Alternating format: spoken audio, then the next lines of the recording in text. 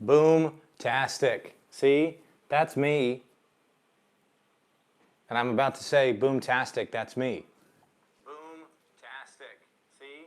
That's me. And I'm about to say boom-tastic. See, I told you. All right. Well, let's get to it now. Let's make some coffee. So happy, what's today? Friday? Oh my goodness, happy Friday to you. Man, what a week. Let me tell you what, I don't think it really matters what happens during the first part of the week. Friday, and I think, I go back and forth, I think, on this whole, like, don't live for the weekend approach. Gary, I always have to, like, reconcile my feelings for people that sorry about that, people that I have a lot of respect for, and sometimes when I differ from them, there's something about Friday that's just, even if you're not, like, living for the weekend or whatever that is, something about Friday, the end of the week, like, you can kind of, I don't know, Friday night you can kind of do whatever, and responsibilities, like, it's kind of like a shield, so to speak, from real responsibilities and, like, the stuff that you're trying to do, because everybody, I think this is the point, everybody enjoys Friday, and so clients are okay with you, not being, with Friday being like a day that you're going to take some time, like nobody's going to bother you on a Friday night. Clients are also out doing their own thing on Friday nights. Colleagues, coworkers, friends, prospects, all that kind of stuff. People are doing their own thing on Friday night. So I think it's okay to lean into that a little bit. Now, Friday night also gives you an opportunity to take advantage of time when everybody else is sleeping or when they're doing other things. So that's fine. And I think there's nothing wrong with, like, you don't have to do Friday like everybody does. But I like the fact that Friday from, like, noon-ish on, it's like no man's land. Like, we've kind of just all accepted, at least here, and I know this is partially just like a privilege thing, but at least here and at least in my experience, we've all just kind of accepted that Friday is off limits. We're not going to do stuff on Fridays, and oh, you got to be kidding me. All right, guys, today we're going to do something that I've never done before, and we're going to try it out. We are going to cross the streams a little bit because I don't have enough coffee for my 2 servings, but I do have enough, I think, for one if I combine 2 of these. So we're going to see how this goes. Anywho, all right, well, let's get down to it. I think I'm going to get back to the storytelling time on Monday, because I had another experience this week that spoke to a very particular thought that has always really intrigued me. And the thought is, let's see, am I still in the frame? Yeah, I'm very much in the frame. The thought is how it's surprising and amazing to me how, actually, no, I'm going to try something. Let's stay on this side. We're going to see if that muffles the sound of that thing going crazy. I don't know. We'll see. I'm surprised. By the way, I'm sorry that we're 10 minutes into this and I'm finally starting to talk, but I am consistently surprised at how different people are and how important it is to continuously realize. Like, I talked a couple weeks ago when I was talking about language. I was talking about how people think and act and talk differently than you think they do, and you can't just go into a conversation in a different country and just try and translate the words that you would say into the words that they would say, because there's a whole different way of expressing it, right? It's the same thing you're trying to say, like the core of it, the message, not the words of it, but what you're trying to say is the same, but they use different words or they use different expressions, right? Well, I am consistently surprised how even when you're speaking the same language, and even when you have the same shared history, even when you know a lot of the same people and you've been through a lot of the same things, there is still a massive difference in the way that you approach things. Of late, in fact, it's hit me pretty strongly in the last couple of days, how I've spent so much time and energy with this assumption that people approach doing work the same way that I do. And it comes back to this thing yesterday that I was talking about, where I I approach work a certain way, and I don't know why this is surprising to me. It shouldn't be, but it is. But how, like, things that I think would be helpful, or things that I would naturally think, oh, let's try this. Other people are like, I don't want to do that. And it's surprising to me. It actually reminds me, well, it's kind of part of the story. It reminds me of when I went to the MTC. We'd been there for maybe 3 weeks. And I had spent my whole young adult life very into music.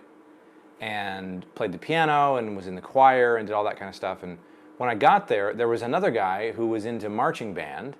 He was what do they call him, drum major, the guy that does this thing. And he played the piano for a long time, and he said to me, I hate playing the piano. And that was the first time, I think that was actually the very first time in my life that I had heard someone say something that I could not wrap my head around immediately. Like, I could not fathom how somebody who had spent that much time and effort dedicating themselves to learning a particular skill, and piano specifically, that didn't absolutely love it. And it took me a few days to like wrap my head around the fact that there was a person, again, who had shared a lot of the same experiences, who'd been through a lot of the same stuff, who had learned the piano, who was good at the piano but didn't like it, and like refused to play. And again, I don't actually know how much of that was him just being dramatic, like getting attention, versus him actually being honest. But the point is what it got me thinking about, because that has come up many, many times, right? From thinking that everything works out perfectly in a marriage just because you say it's going to client relationships where it seems like everything's going great, but they've been trying to tell you in their own way for months that they're unhappy, and you just haven't heard it because you don't think that way. To even simple things like, it's very clear to me that there are certain efficiencies that can be brought into play with work that's happening. Like, you could do one thing, and we could do, there's a couple of different ways we can approach things, but we can make things more efficient. And in my experience, making something more efficient happens a certain way. Well, maybe in somebody else's experience, making something more efficient happens a different way. Maybe more efficient is not, like, maybe that we're in that situation, I'm trying to make things more efficient. Somebody else is, trying to make things more efficient, but also just trying to get things done, right? Or maybe in a particular situation, somebody, they can understand conceptually what you're trying to say, but the practicality of it just doesn't work for them. Like, they get how the day-to-day things work, but they don't have the patience, or they don't have the stamina, or they don't have the willingness to engage in those same types of activities. I mean, for 4 years, 3 or 4 years, I would travel twice a week, sometimes once a week, and I would just stay there. But I would travel, and I would spend 2 days face-to-face with a client twice a week for 4 years. I'm being a little bit dramatic, but I want you to get the point. Like, my default is, okay, let's sit down and let's do this until it's done. And I don't think, I'm realizing more and more, and not that it's a bad thing at all. Oh, shoot. I'll tell you what's a bad thing is what just happened here. I don't understand why this thing, like, this happens all, maybe I just need to do it like this. It's so weird. You'd think it would just pour out, and it would be built for that situation anyway. It's surprising to me, and maybe it shouldn't be surprising, that people want to do things differently, and people get at things differently. And the way that you communicate with people, like, you can't just sit there. Oh, man, there are so many levels to this. So I have a client right now. He's a great guy, and he has his system that he has put together is brilliant. And if people in his industry would just do what he tells them to do, they would triple their income, like almost overnight. But he has a problem that I actually have too, which is he assumes that people get it at the same rate that he does. And he assumes that people think the way that he does. And he's kind of unwilling, in the same way that I'm realizing I am, kind of unwilling to really accept that somebody might want to do something a little bit differently. Sweet. That was him texting me. He's a good guy. and that it might take somebody. I think the big thing is that it might take somebody longer, like to understand the words that you're saying. I think I've actually done a fairly good job of understanding this concept and getting this through my head. Just because I say something once in a certain way doesn't mean that somebody's going to understand it. Like, for example, if I wanted to convey to you that my camera, no, let's do a good one. If I wanted to convey to you how black this coffee is going to be, right? Black. It's going to be black with no sugar. There's a lot of different ways I go about doing that, okay? So if I say black, you might say, okay, I get that. Black coffee means no cream, no sugar, right? But somebody might have been raised or brought up in a situation where black just means no cream. Now, I have no evidence to say that anyone anywhere has ever been raised to think that, but let's just go with me on this. So, in order for me to convey how black the coffee is, I might have to say the following. I might have to say, yeah, I'm going to have some black coffee today. The coffee is going to be black. The coffee is going to have no cream. The coffee is going to have no sugar. The coffee is going to be black. There's going to be nothing in it but water and coffee. It's going to be black. Okay? Now, I think at this point, everyone that's listening or watching, all 0 people, I think you'll have you have a pretty good understanding of exactly what this is going to be, black coffee. And you're not just that it's black coffee in whatever you define black coffee to be, but black coffee the way that I define it, because I've now explained the whole thing. But this guy and me and a lot of people that I know, and there's nothing I don't think wrong with this inherently. I think it's just a process we have to go through to help our message be understood by more people. Understanding things like, I can't just brush past the fact that it's black. Well, yeah, it's black coffee. And then expect everyone to understand that. Or to say, yeah, my jacket's brown. Actually, this is a good point. So I'm looking right past the camera over here at my coat rack. And I'm looking at a brown jacket. Okay? Now what I'm going to do, in a rare form of unveiling the curtain, and Sue's probably going to hate me for this, but I'm just going to turn the camera around. I want to show you what I'm looking at. I want you to think, what do you think I'm looking at? Okay? Looking at a brown jacket. Let me turn the light around too so you can see that.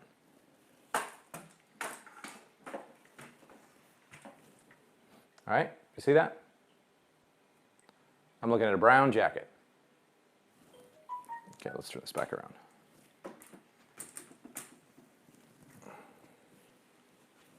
Right? Brown jacket. Okay? Which of those things over there do you think I was looking at?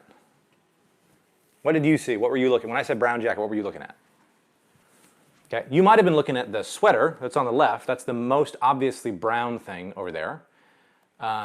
You might have been looking at the dark brown leather jacket that's on top of that's like the thing that's here. You might have thought that that was black. So you might not actually know. You might actually have been looking at it's actually a bag, but down on the bottom, there's a brown thing down there. But I'm actually looking at the brown jacket that's underneath the brown jacket that's right there. But if I just said, I'm looking at the brown jacket, how hard is it going to be for you and I to connect and to actually feel like we're communicating to the point where you know what I'm talking about? The answer is extremely, because it's not clear. Right? It's not obvious. I have taken for granted that you understand what you are seeing, what I am seeing in the same way that I'm seeing it, which is most of the time not true. And so I think, you know, the just more and more, and I don't think there's any real end to how deep this type of miscommunication thing can go. In fact, this has been something I've thought about for a long time. How communication is so important that all of the context around what it is that you're trying to say is clear. Now, sometimes a certain point is not important. Like, for example, if I said I went on a walk this morning, and the point is that I went on a walk this morning, I don't need to tell you how many steps I took, and I don't need to tell you what the temperature was like, and I don't need to tell you what shoes I was wearing, or whether I was wearing socks, or whether I'd done my hair before. Those things don't matter unless they do for the story, for the point of the story, in which case you got to share those details. Because again, just like I was saying over here, If the point of the story is not which brown jacket I was talking about, but the fact that the jacket was brown, that doesn't matter which jacket it is. It's just because the story is about the fact that the jacket is brown. But if I'm talking about a specific jacket and the point of the story is that specific jacket, it's the responsibility is on me as the communicator. Now we're getting philosophical here. The responsibility is on me to make sure that you understand that that's the point. The point isn't just one of the jackets. The point is that it's that particular jacket. So sometimes annoying additional work of helping somebody understand the specifics and not glossing over points just because we've made them 1,000 times and we expect people to understand exactly what we mean. Because most of the time people do not know what you mean. And even if they say, yeah, I get it, what they mean is, I heard what you said and I understood the words. And the truth is, people do not understand the concepts that you're getting at until you've repeated it 6, 7, 8, 9, 10 times. Right? Why do you think I do this show every morning? It's not enough. One of them is not enough. To get your point across, one is not even close to enough. So, anywho, I think it's very, very interesting and very important that as business owners and as people in general, that we focus on communication with the understanding that the person you're talking to doesn't necessarily share all of your beliefs, your understandings, and your history. And so, where necessary, you need to feel out where there's contextual misunderstandings and help people understand exactly what it is that you want them to understand. Especially if you are selling something online. Because there is no more easier medium to miscommunicate than via email, via text message, via text in an online ad, and even via video. It's so easy, and it happens so often that you miscommunicate what it is that you're trying to say. People just do not get it. They don't understand what you mean. And so you have to say it 100 times over to the same person. Like you got to just keep saying what it is that you're saying and just go at it. And then people start to understand what you're saying. So anywho, that's all I had to talk about today. Today is Friday, which means it's Photo Friday, which means there will be some cool photos coming today. I meant to have it ready to show you with the photo that's coming out today. In fact, maybe I can. Let me just look it up and see which one is scheduled for today. Let's go here. Oh, I think I killed that app. Dang it. Fantastic, that's me. That's pretty Inception right there.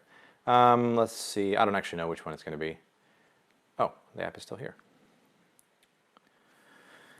Maybe Yon app will tell me what's scheduled for today. Oh, I don't think anything is. All right, well, check it out later today. Photo's going to be released. It's going to be kind of fun. I promise by next week we'll really be a little bit more organized. I tried to go and do the pre-recorded thing, and it just threw everything into a funk. It's kind of interesting. That may be a story in and of itself that I'll tell at some point, how trying to go and make everything pre-recorded and overly produced actually made it exponentially added work and added time and delay. And like, we've got 6 episodes of this show that haven't been posted everywhere. So we got to figure that out. Anyway, enjoy your weekend. We will see you all next week. Peace.